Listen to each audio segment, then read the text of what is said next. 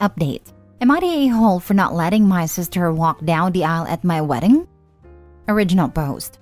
I, 29 female, am getting married to the love of my life, 30 male, in a few months. We were high school lovers and childhood friends. He's truly my best friend and everything I want in life.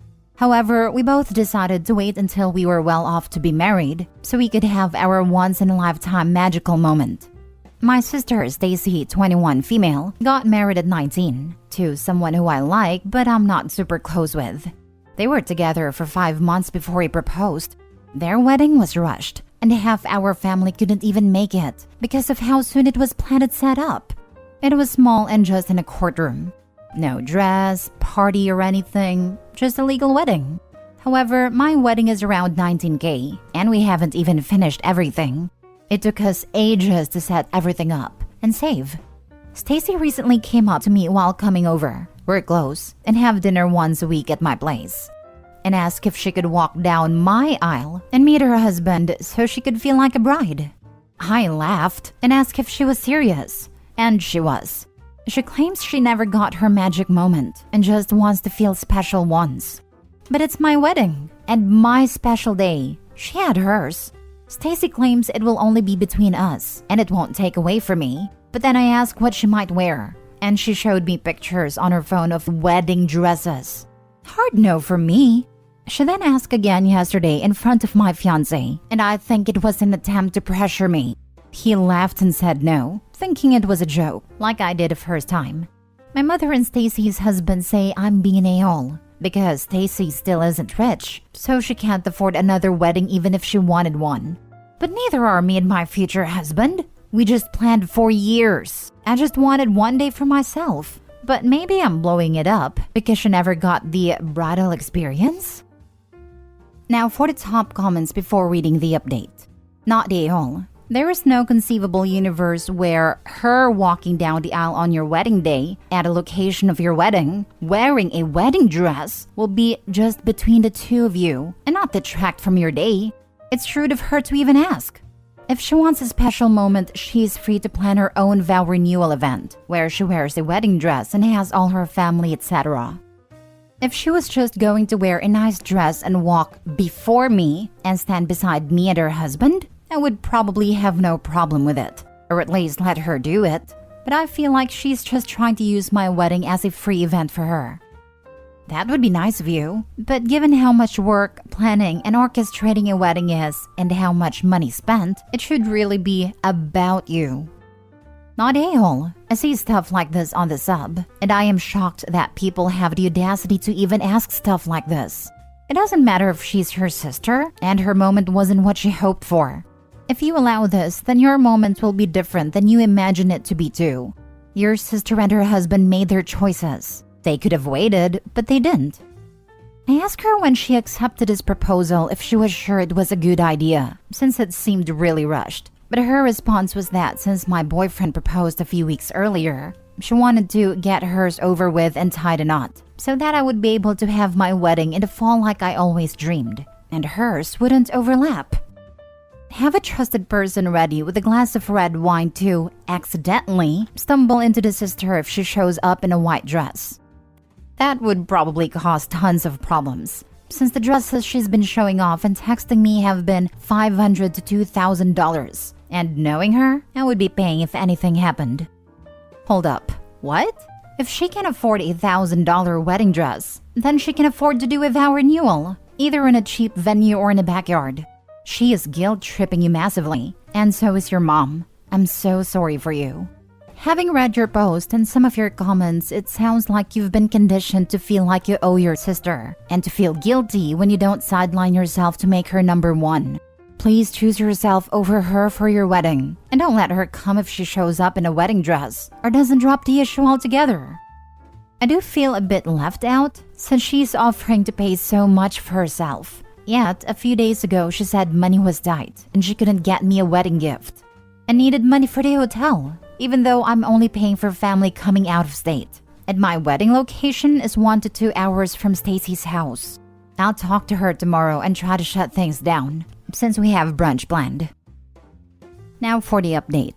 Hello everyone. I just wanted to post an update on the situation with my sister Stacy. The day after I made a post, me, my fiancé, Stacy and her husband met up for brunch.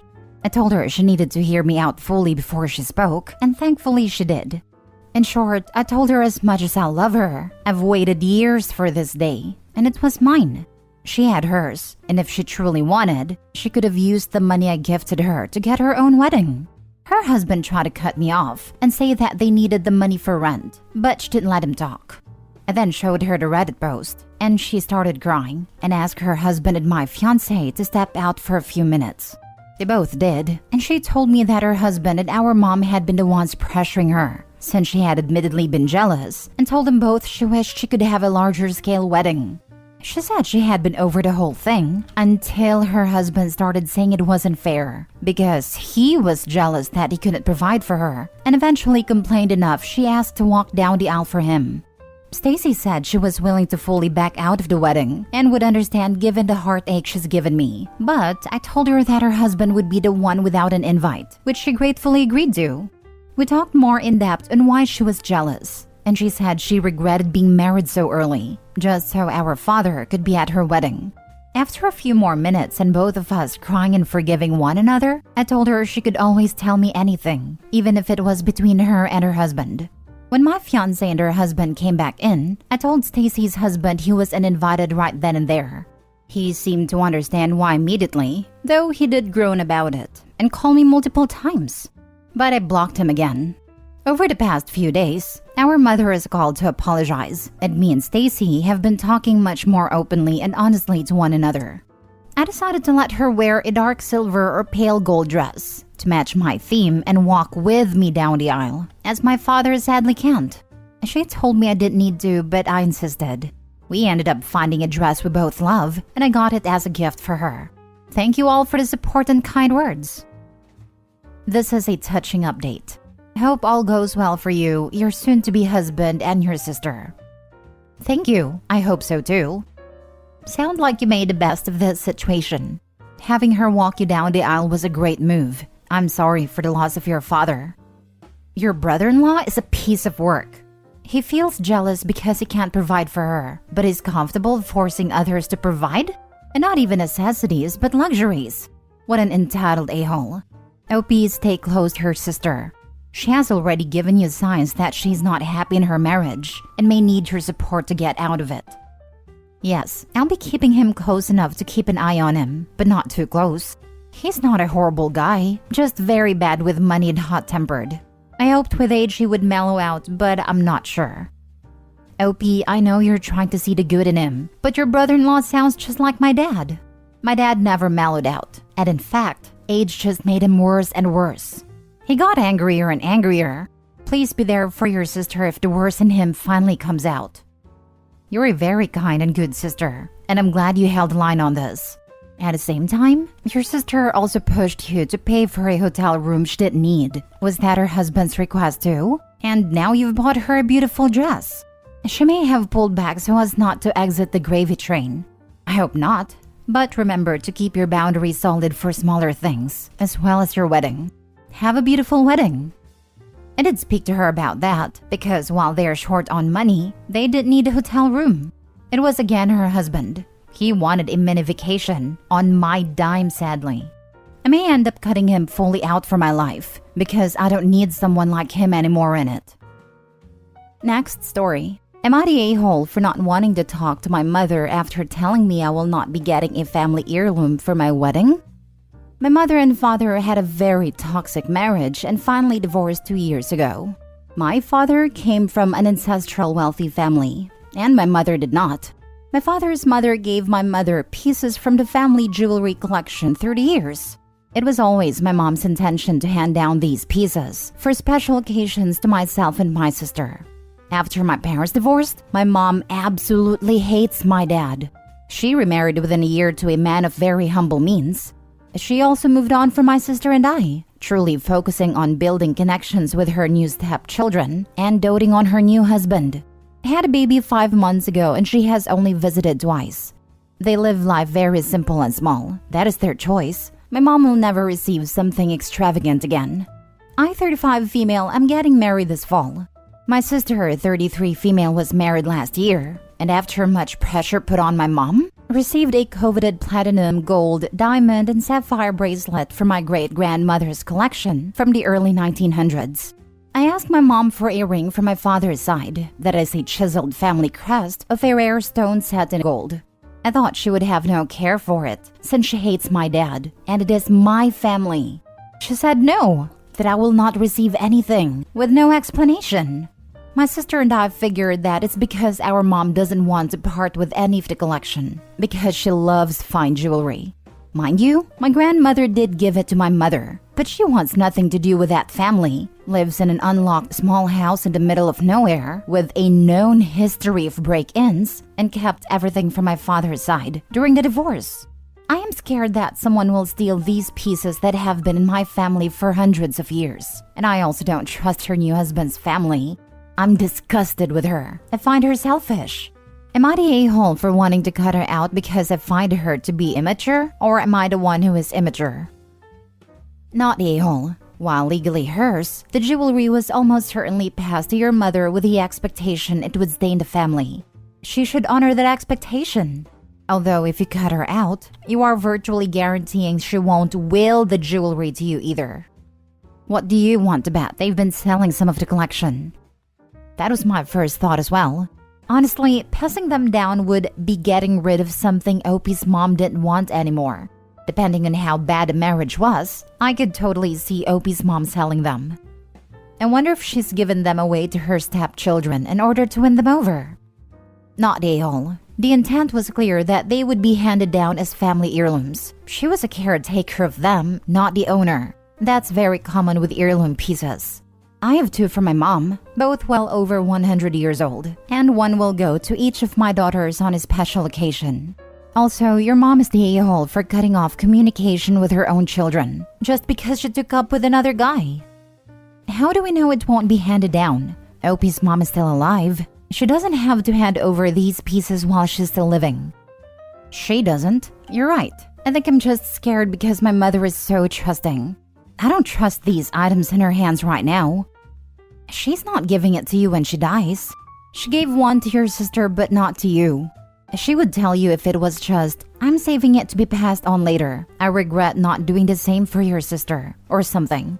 Otherwise, she sounds like she plays favorites even between you two, because to just flat out tell you no sounds bizarre. Last story. Am I the a-hole for building my teenage sons a bedroom in the backyard? My wife and I have 5 children together. 9 male, 8 male, 7 male, 4 male, and 2 male. And I have 3 children with my ex-wife. 17 male, 15 male, 13 female. When I bought our current house, it had 4 bedrooms. I later renovated the basement to add another 2 bedrooms.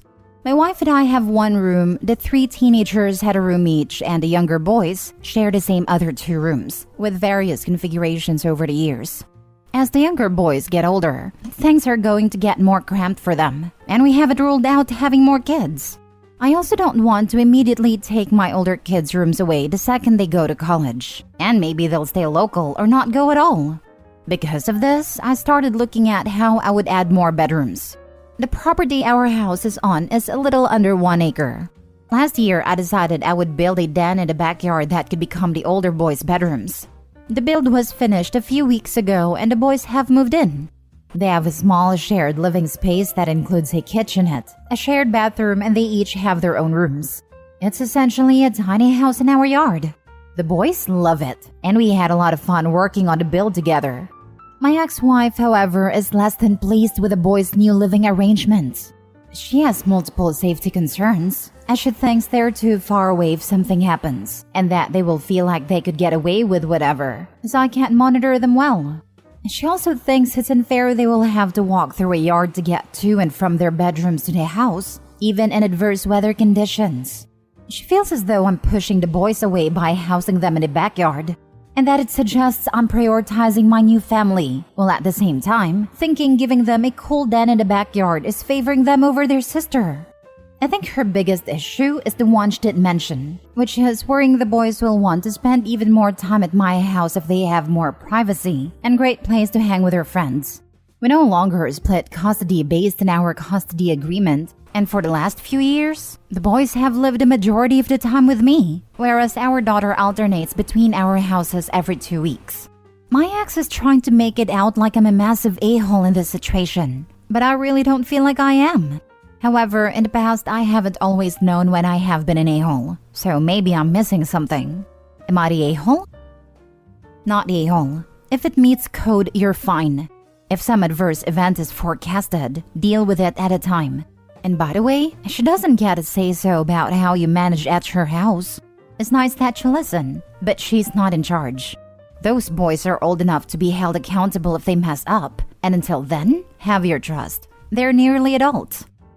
And it's actually a perfect way to learn how to live on your own while still having the safety net of your parents nearby if needed.